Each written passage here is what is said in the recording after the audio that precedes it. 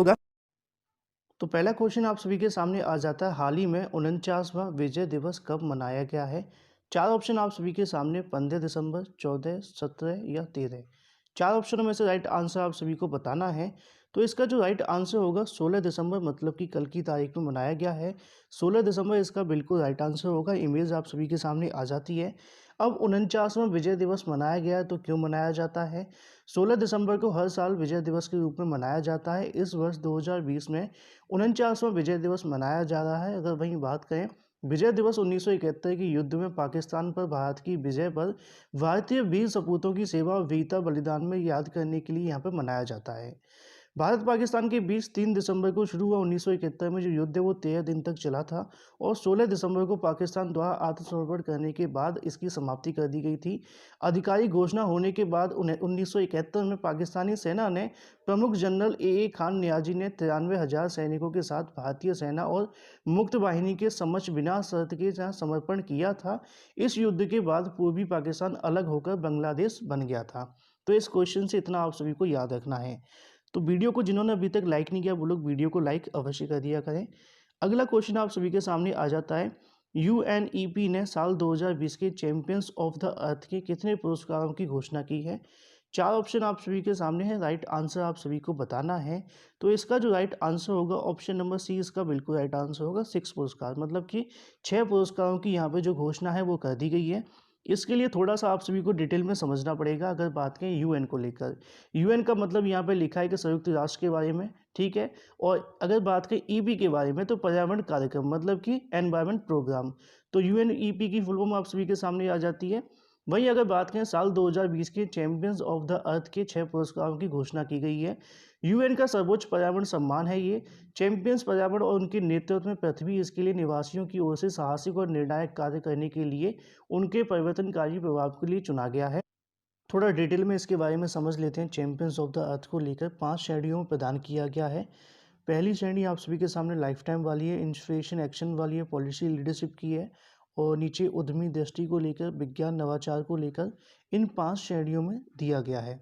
ठीक है। अब यहाँ पे 6 व्यक्तियों को दिया गया है, तो उसी क्रम में नीचे उन सभी के नाम आप सभी के सामने आ जाते हैं।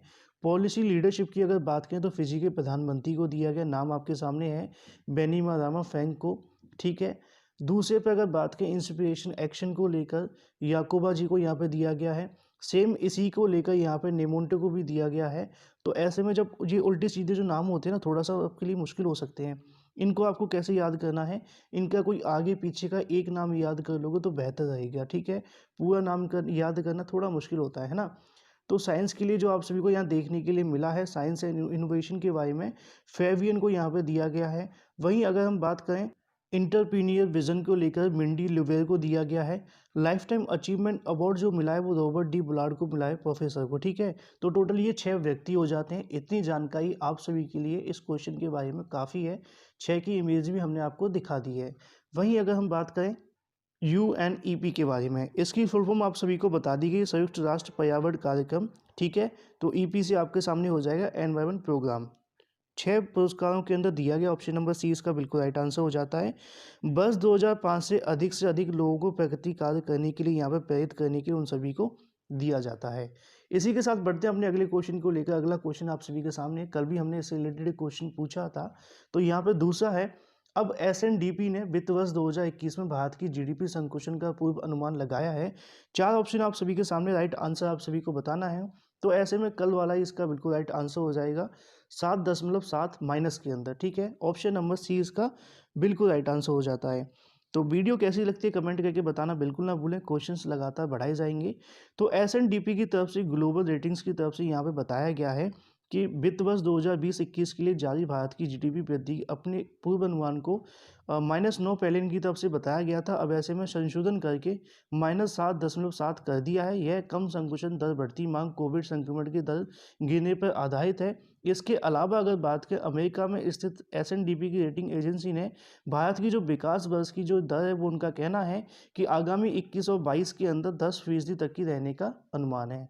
वहीं अगर बात करें अपने अगले क्वेश्चन को लेकर, अगला क्वेश्चन आप सभी के सामने आ जाता है, डैश ने भारत के स्वच्छ गंगा मिशन समझौता पर जो सिग्नेचर है वो किए। 4 ऑप्शन आप सभी के सामने है, इजराइल, अमेरिका, नॉर्वे या ऑस्ट्रेलिया। चार ऑप्शनों में से राइट आंसर आप सभी को बताना है। तो इसका जो राइट आंसर होगा ऑप्शन नंबर सी इसका बिल्कुल राइट आंसर है।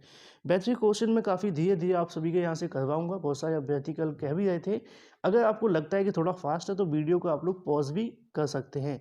तो ऑप्शन नंबर सी इसका बिल्कुल राइट आंसर है। Norway institute of bio economy research NIBIO भी आप इसको कह सकते हैं शॉर्ट में। NIBIO ने भारत में कीचड़ प्रबंधन ढांचे के विकास के लिए स्वच्छ गंगा राष्ट्रीय मिशन को थिंक टैंक सी गंगा के एक समझौता पर सिग्नेचर कर दिए हैं। इस पहल के माध्यम से नॉर्वे भारत के लिए विशेष रूप से जलवायु परिवर्तन और साथ ही पर्यावरण संरक्षण की रोकथाम संबंधों को मजबूत करेगा। अब किसने किए? नॉर्वे ने। तो जान लेते हैं नॉर्वे के बारे में। नॉर्वे की मुद्रा आप सभी को पता होनी चाहिए, नॉर्वेजियन क्रोन है। नॉर्वे की राजधानी क्या है? ओस्लो है। नॉर्वे के प्रधानमंत्री कौन है? आप सभी को पता होना चाहिए, सोलबर्ग करके आप नाम याद रखना, एर्ना सोलबर्ग। ठीक है, ये चीज़ें आप सभी को इस क्वेश्चन से याद रखनी है। अगला क्वेश्चन आप सभी के सामने आ जाता है, हाल ही में किस राज्य सरकार ने रियल एस्टेट के लिए UDCPR को मंजूरी दे दी है? चार ऑप्शन आप सभी के सामने हैं, राइट आंसर आप सभी को बताना है। तो इसका जो राइट आंसर होगा ऑप्शन नंबर ए इसका बिल्कुल राइट आंसर है, महाराष्ट्र। महाराष्ट्र की तरफ से यहाँ पर UDCPR को यहाँ पर जो परमिशन है वो दे दी गई है। अब UDCPR क्या है उसकी फुल फॉर्म आप लोग नोट कर लीजिए, unified development control and promotion regulations. Repeat कर देता हूँ, unified development control and promotion regulations को मंजूरी दे दी है महाराष्ट्र सरकार की तरफ से। रियल एस्टेट निर्माण कानून एक रूपता लाने के लिए, मजबूत बनाने के लिए UDCPR को मंजूरी दी गई है। ठीक है, तो ऐसे में पहले मैं आप सभी को बता दूं महाराष्ट्र के बारे में। महाराष्ट्र के मुख्यमंत्री कौन है? आप जानते हैं, उद्धव ठाकरे हैं। राज्यपाल आप सभी से पूछे जा सकते हैं, भगत सिंह किशोरी हैं। ठीक है, तो ये जानकारी आप सभी यहाँ पे से रिलेटेड याद रखिए। अगर बात करें UDCPR के बारे में, यह नियम नया है। सेट मुंबई और साथ ही कुछ निकटवर्ती क्षेत्रों जैसे हिल स्टेशन, पर्यावरण संवेदनशील क्षेत्रों के लिए, और साथ ही अगर बात करें निर्दिष्ट निगम क्षेत्रों छोड़कर पूरे राज्य के सभी नगर निगमों के परिषदों और साथ ही नगर पंचायतों पर लागू होगा। यह किफ़ायती आवास परियोजना के स्टॉक को बढ़ाने में मदद करेगा और व्यापार करने में आसानी के साथ डेवलपर्स के संसाधन और संबंध को यहाँ बेहतर बनाने में मदद करेगा। तो ये हो जाता है क्वेश्चन नंबर 5 का आंसर। तो अगला क्वेश्चन आप सभी के सामने आ जाता है, हाल ही में देश में बनी इंटरसेप्टर बोट डैश को कोस्ट गार्ड में कमीशन किया है। चार ऑप्शन आप सभी के सामने और राइट आंसर आप सभी को पता होना चाहिए। तो इसका राइट आंसर होगा option number B. Option number B का C400, अगर हम सीधे शब्दों में कहें तो 454 हो जाता है। ठीक है ना, तो ये आपकी हो जाती है ऑप्शन नंबर सी। इमेज आप सभी के सामने आ गई होगी। देश में बड़ी इंटरसेप्टर बोट C454 को कोस्ट गार्ड में कमीशन किया गया है। अगर बात करें लार्सन एंड टूब्रो की हजिया प्लांट में निर्मित की गई है इसको। इंटरसेप्टर बोट C454 को भारतीय तटरक्षक बल commander coast guard region north west में नियंत्रण में गुजरात द्वारा संचालित किया जाएगा। इसे सूरत के पुलिस आयुक्त अजय तोमर द्वारा कमीशन किया गया था। ये जानकारी आप सभी की हो जाती है। साथ ही C454 के बारे में जानकारी ले लेते हैं। यह जो नाव इंटरसेप्टर नाव बनाई गई है L&T जेटी हजिया द्वारा स्वदेशी रूप से निर्मित की गई है। गहरे पानी में काम करने की क्षमता रखने वाली बोट है। अगर इसकी गति की बात की जाए तो 45 समुद्री मील इसकी अधिकतम गति है। ये आधुनिक नेविगेशन संचार उपकरणों के साथ में तैयार की गई है। उच्च गति इंटरसेप्टर के और साथ ही अगर बात करें करीबी तट गश्ती, कम गहनता वाले समुद्री ऑपरेशन, खोज बचाव में समुद्री निगरानी के लिए निर्माण किया गया है। तो right answer option number B. अगले क्वेश्चन की तरफ बढ़ते हैं। अगला क्वेश्चन आप सभी के सामने आता है, संसद हमले की 19वीं वर्षगांठ पर किसने एक पुस्तक का विमोचन किया है? चार ऑप्शन आप सभी के सामने और राइट आंसर आप सभी को बताना है। इसका जो राइट आंसर होगा ऑप्शन नंबर सी इसका बिल्कुल राइट आंसर हो जाता है, ओम बिरला। ठीक है, इसके बारे में इमेज आप सभी के सामने आ जाती है। लोकसभा अध्यक्ष ओम बिरला ने 13 दिसंबर को संसद हमले की 19वीं वर्षगांठ पर एक पुस्तक का विमोचन किया है। पुस्तक आप सभी के सामने इमेज में देखने के लिए मिल जाएगी। ठीक है, उन्होंने 2001 हमले पर द शौर्य को लेकर यहाँ पर जो बुक है वो आप सभी को देखने के लिए मिली है, अनबाउंड। अगर बात की जाए, पुस्तक का विमोचन हिंदी में भी देखने के लिए मिला है, समुद्र सामवेद बूंद में, जो इसका हिंदी संस्करण है। पुस्तक का विमोचन, इस हमले में 5 आतंकवादियों सहित 14 लोगों की जो मौत है वो हो गई थी, उसी को लेकर जानकारी आप सभी के सामने आ जाती है। तो ऑप्शन नंबर सी इसका बिल्कुल राइट आंसर है। ये हो जाता है इस क्वेश्चन के बारे में। अगला क्वेश्चन आपके सामने आता है, Indian coast guard OPV dash को गोवा में कमीशन किया गया है। किसको किया है? सुजीत को, अजीत को, हिमगिरी या सचेत को। चार ऑप्शन आप सभी के सामने, राइट आंसर आप सभी को बताना है। तो इसका जो राइट आंसर हो जाएगा ऑप्शन नंबर ए, इसका बिल्कुल राइट आंसर होता है सुजीत। ठीक है, तो यहाँ पर जान लेते हैं इसके बारे में थोड़ी और जानकारी। पहले आप लोग यहाँ इमेज देख लीजिए। अगर बात करें भारतीय तटरक्षक बल मतलब कि इंडियन कोस्ट गार्ड के बारे में, ओपीवी श्रीलंका के 5 में से दूसरे ऑफशोर पेट्रोल वेसल सुजीत को गोवा में वास्को डाउन में राजकुमार सचिव की तरफ से गोवा शिपयार्ड लिमिटेड मतलब कि जीएसएल में कमीशन किया गया था। पोत को जीएसएल द्वारा स्वदेशी रूप से डिजाइन और निर्मित किया गया है। जीएसएल का फुल फॉर्म मैंने बता दिया है, गोवा शिपयार्ड लिमिटेड है।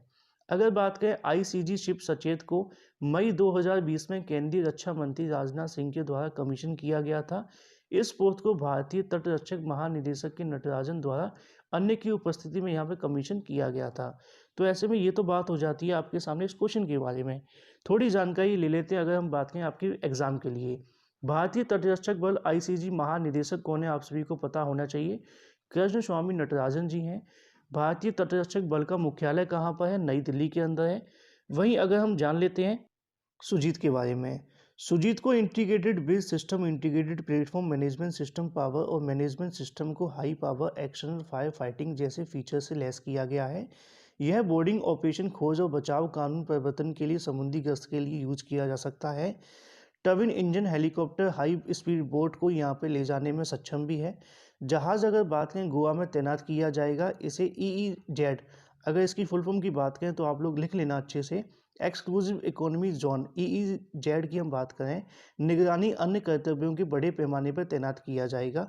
आईसीजी ने यह भी कहा है कि वर्तमान में उसके पास 155 और 62 एयरक्राफ्ट हैं, मतलब कि 155 जहाज है, 62 एयरक्राफ्ट है, और साथ ही जो शिपयार्ड है उनके पास 35 और जहाज निर्माण विभिन्न चरणों में लगातार जारी है। वहीं अगर बात करें अपने अगले क्वेश्चन को लेकर, अगला क्वेश्चन आपके सामने आता है, किस देश के पूर्व टेस्ट क्रिकेट ऑलराउंडर एरिक फैकमैन का यह निधन हुआ है। चार ऑप्शन आप सभी के सामने और राइट आंसर आप सभी को बताना है। बड़ा ही सिंपल सा क्वेश्चन है जिसके बारे में आपके सामने बताने वाला हूँ। तो इसका जो राइट आंसर होगा ऑप्शन नंबर सी, ऑस्ट्रेलियाई। तो ऑप्शन नंबर सी इसका बिल्कुल राइट आंसर हो जाता है। अब ऐसे में आप लोगों को ऑस्ट्रेलिया के बारे में मुझे जानकारी देनी है। मुझे उम्मीद है बहुत सिंपल सा क्वेश्चन है। इसकी राजधानी बताइए और जो भी जानकारी आप सभी को पता है जितनी भी है सारी बता दीजिए, ठीक है। तो ऐसे में अगर बात करें ऑस्ट्रेलियाई पूर्व क्रिकेटर ऑनलाइन एरिक फैकमैन का यहाँ पर निधन हो चुका है। वैसे फी लिखा होता है लेकिन फैकमैन ही होता है, ठीक है ना। तो ऐसे में उन्होंने 1968 में भारत के खिलाफ गावा में यहाँ पर टेस्ट क्रिकेट में डेब्यू किया था, जिसके दौरान उन्होंने शुरुआती स्कोरिंग छक्का लगाकर की थी, जिसे वह उपलब्धि हासिल करने वाले पहले खिलाड़ी भी बने थे। तो ऐसे में फैकमैन ने खेले गए उनकी सेवाओं के लिए 2002 में medal of the year Australia से सम्मानित किया गया था। बाकी इतनी जानकारी ली नहीं जाएगी लेकिन फिर भी मैं आप सभी को बता रहा हूँ। 1973-74 सीजन क्रिकेट संन्यास लेने के बाद उन्होंने प्रशासक, कोच, अगर बात करें ब्रॉडकास्टर के रूप में नामित किया गया था। फैकमैन कुलीन फुटबॉल खिलाड़ी भी थे जो पार्ट एलिडेड और प्रतिनिधित्व किया करते थे। तो ऐसे में ये जानकारी हो जाती है इनके बारे में। ऑप्शन नंबर सी इसका बिल्कुल राइट आंसर। क्वेश्चन आएगा तो ऐसा ही आएगा। हाल ही में ऑलराउंडर का जो निधन हुआ है तो या तो उनका नाम पूछ लिया जाएगा या फिर नाम के बाद में उनके देश का नाम पूछ लिया जाएगा। अगला क्वेश्चन आप सभी के सामने आ जाता है, हाल ही में पद्म विभूषण से सम्मानित एयरोस्पेस वैज्ञानिक का निधन हुआ है। चार ऑप्शन आप सभी के सामने है। थोड़ा सा ऊपर नीचे हो गया, कोई प्रॉब्लम वाली बात नहीं, समझ में तो आ ही जाएगा, है ना। तो चार ऑप्शनों में से आपको राइट आंसर बताना है। इसका जो राइट आंसर होगा Rodham Narasimha, option number A इसका बिल्कुल राइट आंसर है। रोडम नरसिम्हा के बारे में बताने से पहले जानकारी देना चाहूँगा आप सभी को कि जैसा कि आप सभी को पता है कि हमारी तरफ से आप सभी को जानकारी दी जा रही है कि करंट अफेयर के बारे में। ये हर एक टीचर वैकेंसी के लिए आप सभी को काम आने वाला है 51,000, साथ ही LT गेट वाली। ऐसे में जो पिछले कुछ महीने का करंट अफेयर है वो आपको एक वीडियो के माध्यम से दे दिया जाएगा, तो इनको आप लोग डेली कवर करते रखिए। साथ ही अगर बात करें प्रख्यात एयरोस्पेस वैज्ञानिक पद्म विभूषण से सम्मानित रोडम नरसिम्हा का निधन हो गया है। उन्होंने 1962 से 1999 तक एरोस्पेस इंजीनियरिंग की शिक्षा दी थी। उन्होंने 1984-1993 से राष्ट्रीय एरोस्पेस प्रयोगशालाओं जैसे कि अगर बात करें नेशनल एरोस्पेस लेबोरेटरीज के निदेशक के रूप में भी कार्य किया था। केंद्र सरकार एरोस्पेस इंजीनियरिंग के क्षेत्र में उनके योगदान के लिए 2013 में उन्हें भारत के दूसरे सर्वोच्च नागरिक पुरस्कार पद्म विभूषण से सम्मानित किया गया था। प्रोफेसर नरसिम्हा ने भारत के मिसाइल मैन पूर्व राष्ट्रपति डॉक्टर एपीजे अब्दुल कलाम के साथ मिलकर यहाँ पर development in flood mechanics and space technology शीर्षक की किताब भी लिखी थी, जो कि आप सभी को याद भी रखनी, पूछा भी जा सकता है कि उनकी तरफ से जो किताब है वो लिखी गई थी, उनका निधन हुआ, नाम आप लोगों को बताना है, तो रॉडम नरसिम्हा आप लोग बता सकते हैं।